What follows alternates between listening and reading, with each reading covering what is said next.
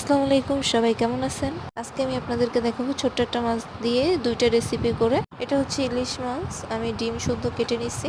তো নুন, হলুদ, মরিচ এগুলো ভালোভাবে মেখে নিব।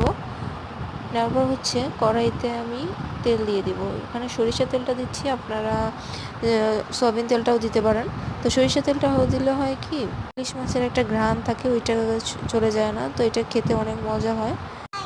ইলিশ মাছটা ছোট, এর জন্য আমি আর ডিমগুলো বের করিনি, ডিম শুদ্ধই কেটেছি।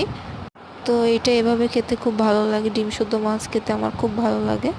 তো সবগুলো মাছ দিয়ে ভালোভাবে ভেজে নিব কড়া করে একদম, যে আমার মাছটা ভাজাও হয়ে গেছে।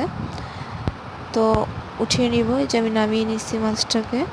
তো এখানে হচ্ছে কাঁচামরিচ, পেঁয়াজ, ধনেপাতা, মাছের একটা লেজ আর একটা মাছ ভালোভাবে কাটা বেছে নিছি।